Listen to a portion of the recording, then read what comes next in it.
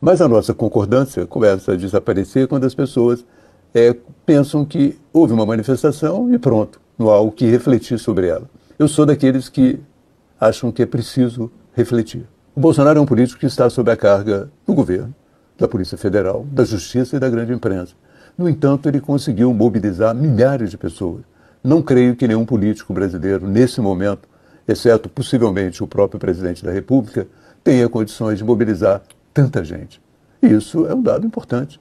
Como que uma pessoa tão desgastada, através da imprensa e pela pressão das instituições, continua com tanto apoio popular. Eu acho que ali havia pessoas que são bolsonaristas, que gostam do Bolsonaro e o apoiam de uma forma incondicional. Eu acho que havia também gente que se identifica com a extrema-direita, que tem posições de direita e que estava ali para apoiar o seu líder. No entanto, eu acho que muitas pessoas que chegam a uma manifestação como essa também estão insatisfeitas com a situação.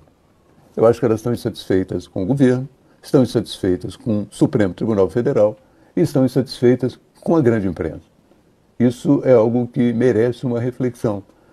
Acho que grande parte dessas pessoas mantém uma certa oposição ao que está acontecendo no Brasil e também considera que a carga sobre o Bolsonaro, às vezes, é desproporcional.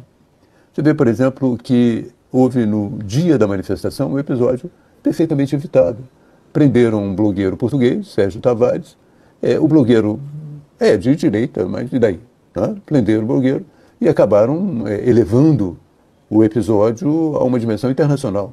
Hoje o blogueiro já tem 1 milhão de seguidores, graças, parcialmente, à Polícia Federal Brasileira.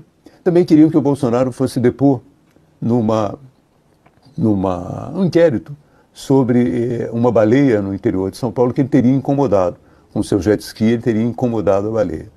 Então, é preciso rever a tática para evitar que esse processo de polarização continue sem que ele seja atenuado. Eu acho que é difícil você romper esse processo de polarização, mas você pode atenuá-lo e você pode corrigir ao longo do caminho erros que são erros que, de uma certa maneira, não só favorecem o Bolsonaro, mas também são erros dispensáveis, independente de favorecerem ou não o Bolsonaro, são erros dispensáveis. Da mesma maneira, eu acho, né, que o Supremo Tribunal Federal tem que tomar muito cuidado. Ele está se preparando para praticamente anistiar a dívida das empresas que fizeram um acordo de leniência no período da Lava Jato. Essas empresas usaram a corrupção, essas empresas, algumas delas foram à imprensa pedir desculpas pelo que fizeram, e, no entanto, a partir de uma decisão do Toffoli, já começaram a ser, de uma certa maneira, dispensadas das suas multas.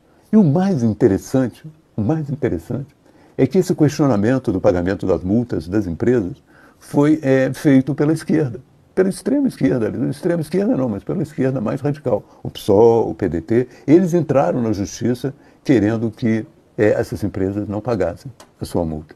Então eu fico perguntando, que país é esse? É uma jabuticaba bem brasileira, né? Partidos de esquerda entram na justiça para aliviar a multa de empresas que devem ao Tesouro Nacional. Algumas delas, como no caso da JF, devem também, a sua dívida é importante também para os pensionistas, para os aposentados. Então, é um país, realmente uma jabuticaba brasileira. Você tem a esquerda perdoando multas, ou trabalhando para perdoar multas, de empresas, algumas delas que devem também aos aposentados, aos fundos de pensão, que dependem enormemente desse dinheiro para seguir adiante. É um caso difícil de se entender.